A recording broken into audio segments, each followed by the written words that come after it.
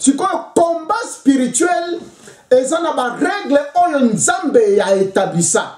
Alors pour la couronner, pour longa na oyo bengi combat spirituel, donc il faut combattre selon les règles établies par nzambe et non selon mécanisme. Est-ce que vous comprenez bien? Oui. Voilà. Parce que c'est très important, surtout à la famille et école de disciples. C'est très important, il y a une précision dans le langage, surtout au utilisé. Parce que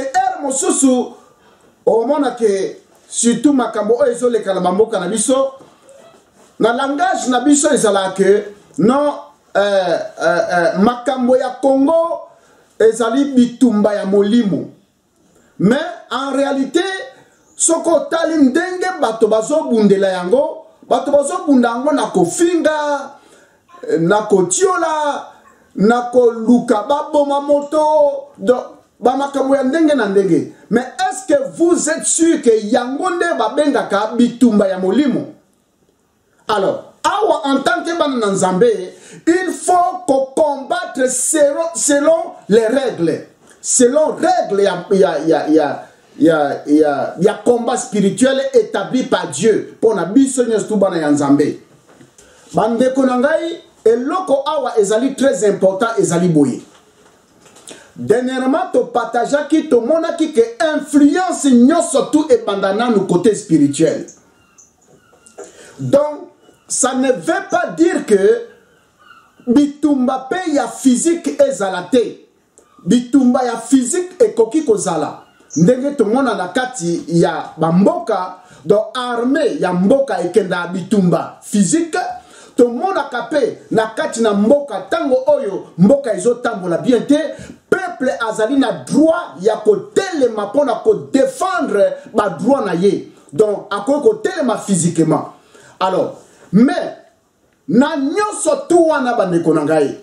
Pour réussir na physique, il faut na nous olonga yango côté spirituel.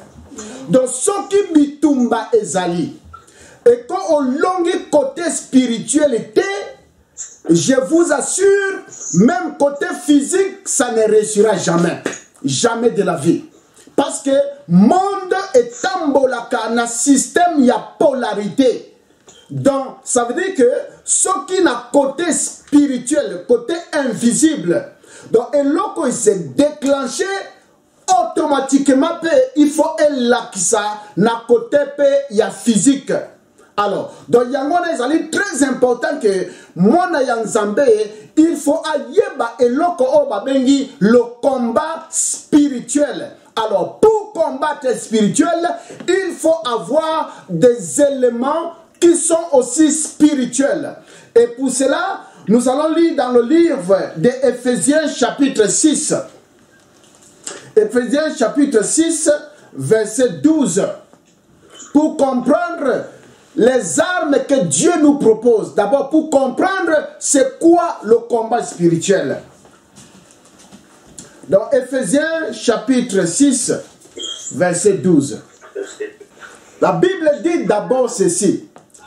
Il dit car, écoutez bien, car nous n'avons pas à lutter contre la chair et le sang, mais contre les dominations, contre les autorités, contre les princes de ce monde des ténèbres, contre les esprits méchants dans les lieux célestes. Voilà. Sikoyo nakopesango en un seul mot. Sikoyo tango bazo tanga ba domination, tango bazo tanga ba principauté, tango bazo tanga ba esprit dans les lieux célestes. Nyoso tuwa na bandeko na ngai ezali makambo oyo ezoleka na kati na mutu ya moto. Le véritable combat spirituel, mes bien-aimés dans le Seigneur, ça se passe dans l'homme lui-même. Est-ce que vous avez? Parce que nandenge to yebi na kati ya ba église, okomona na kati ya ba église que dans ce qui va bander prière. D'abord le numéro 1 des ennemis, les chrétiens batiaka Satan, batia Satan. Donc Satan a des cibles na bango penza. Alors, sikoyo, expliquez-moi un peu. Tango tozo bunda, tozo prier contre Satan, c'est-à-dire tozo combattre Satan. Mais est-ce que nani oyo déjà mona Satan ta na ndoto ya pamba? Ba ibise pena que moni moto boyo ka Satan bobundi saka wana ye wana Satan. Nani déjà lota ye ata na ndoto bazo ibise que non Satan na ye wana. Nani? Moto mon côté. Même ngai awa na lota te bazo ibisa ngai ko moni moto wana avandi kuna ye wana Satan. Alors, sikoyo à part Satan, tokitaka sikoyo et pas ma démon. Alors il faut combattre ma démon. Le combat spirituel contre les démons. Tout le monde a un dengue, bato tombo kakanakati à l'église. Hein? Quand il faut maintenant combattre les démons, faut landa démon oyazo tungi sa vina e kangaye landa ye bomaye. Tout le monde a kayango. Hein? Tout le monde a kandenge bato batokaka. Pourquoi? Parce que démon wana il faut akufa. Démon wana zo tungisangai. Démon oya kanga libala nangai. Démon oya kanga ba business nangai. Démon oya kanga libota nangai. Démon oya sala kiboye. Donc faut ko bomaye. Tout le monde a kandenge totoko kanakati wana. Mais moto nani oyo tango zo toka ndenge wana place nini oyo okutana démon ou bien mona démon? Est-ce que moto moko awa ndenge tozo sur la boye? Est-ce que zana moto moko oyo amona pesa bazo ebisa ke omoni démon ya kangaka ba finance ya bato ye wana? Nani déjà est-ce que zana moto moko déjà oya mona ye? Azate mais to bundisaka ye pena donc to beta e ba coup de poing to nyataka ye to beta ka e banzete to landa ka e bisika nyoso to tindela ka e moto to kanga ka e na ba chaîne ezali pe soki to longwe na niveau ya ba démon ne to kita kasikoyo na bandoki ya famille bandoki ya famille bandoki ya famille to kita siko na niveau ya kindoki ya famille. Et bandoki ya famille yango et koko zala peut-être na ndenge ka ya masolo. Peut-être que un jour donc ba betela kio masolo que non omoni tango zala ki mona moke omoni tata na bino mwasi tata mwasi ou bien noko na bino ou bien koko na bino mobali ou bien koko na bino mwasi asalaka boye azongisaka boye bakangaka ye boye azasalaki boye yende asalaka boye siko parti ya information wana tango komi siko na église oyo balancer sikoyo ke prière le combat spirituel contre bandoki ya famille mosusu makanisi na ka pa eke pa tata mwasi ya bato. Surtout dans le monde à l'élon ndenge tozali boye bandeko na ngai tozo tala yango boye mais tozo kanisa ke ezali blague.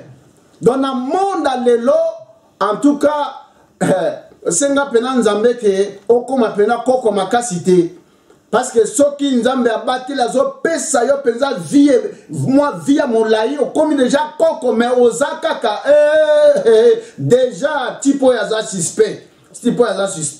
Ba jeune bazo kufa ye azaka ka kufa kakate. Donc déjà aux alliés suspects. Et que ba un jour bana quartier ba obimela boye ba ya olala kusa ke yonde ozo lexa bato na quartier ndeni bato bazo kufa yo zo kufa te.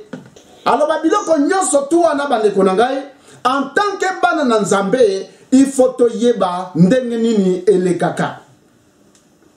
Alors nayango to comprendre awake tango bazo parler sur combat spirituel eza eloko ezali spirituel tango bazo parler sur la principauté la force de l'air prince de ce monde tout ça est spirituel rien n'est physique et na nyonso tout wana tout se passe dans la tête. Est-ce que bozo la nanga bien nyonso tout oyo oko imaginer. Nyonso tout koko loba Satan, ba démon, ba sorcier, ba magicien. Nyonso tout wana. Même temps ozo combattre ngo na kati na prière, ozo mona eloko moko te, mais tu n'as que des imaginations oyo etondi na kati na mutu. Na verset oyo tozali na livre ya Éphésiens chapitre 6 à partir du verset 13. À partir du verset 13. Oyo il faut tozala nango ba arme oyo selon Dieu. Ba arme selon Dieu. Sikoyo komona ke ndenge bato bazo salela ba combat spirituel na ndenge selon ba règle ya Nzambe eza tout à fait différent.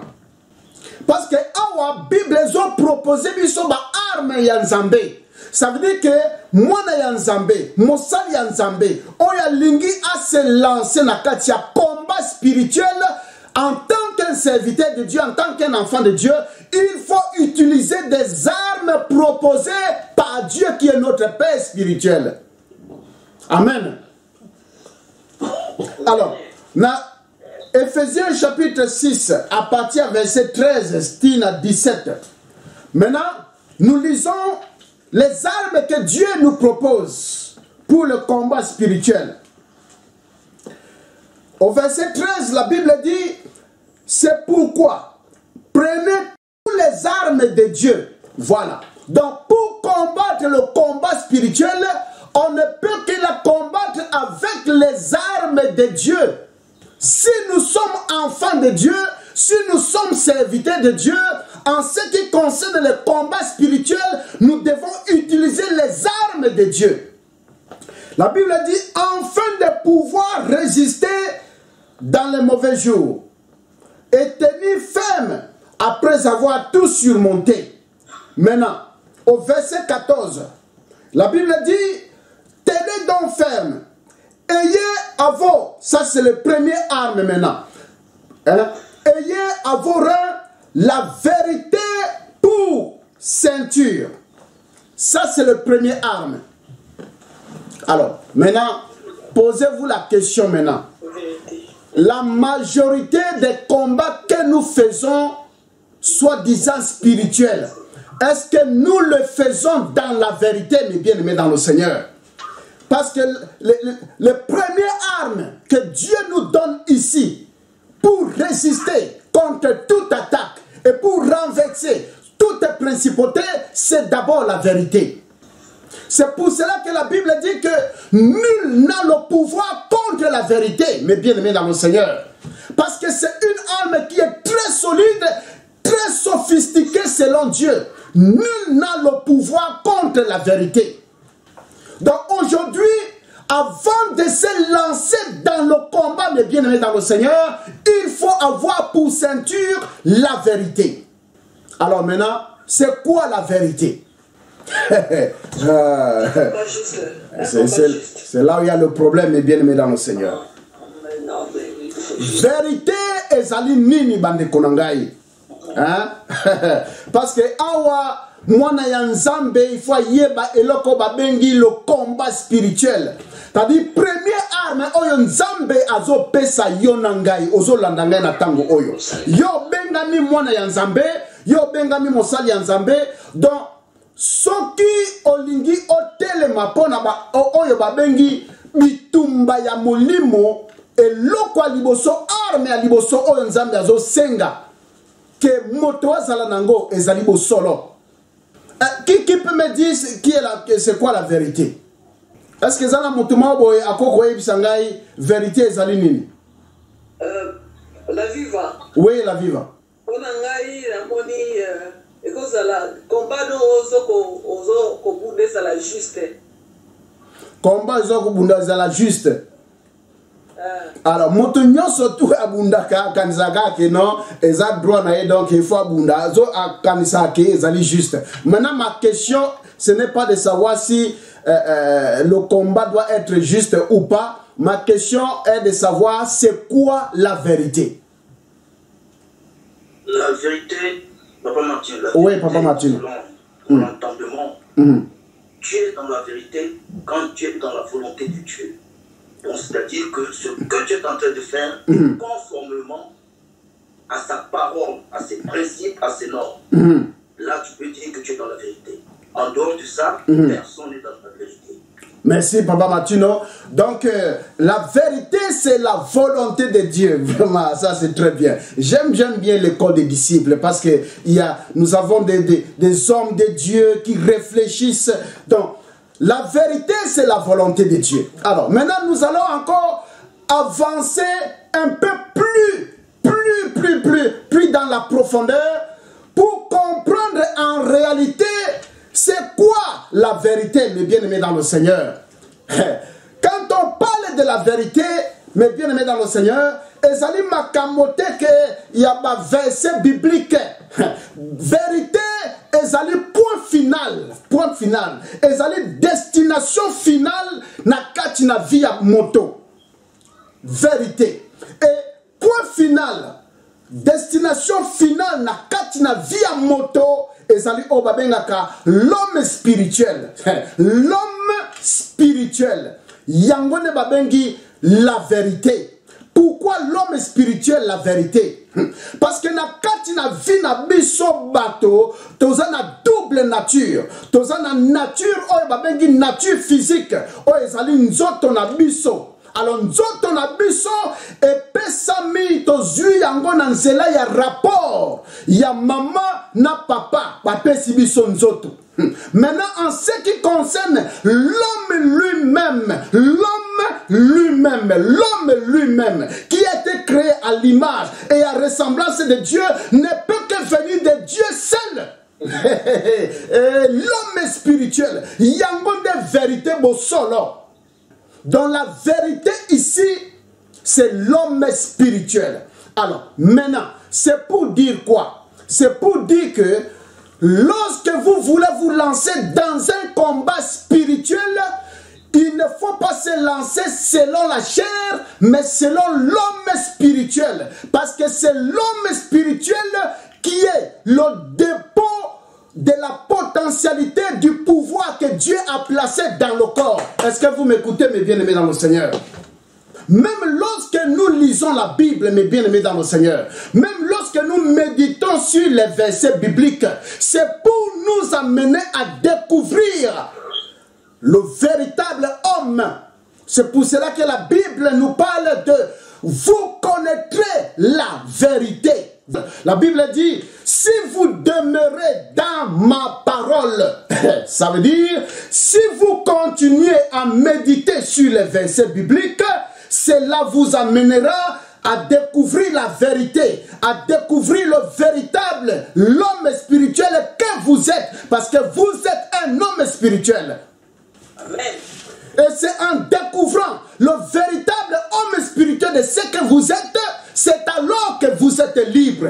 Alors maintenant, lorsque vous êtes libre, vous êtes alors prêt à affronter tout ce qui tourmente votre vie parce que vous êtes devenu libre.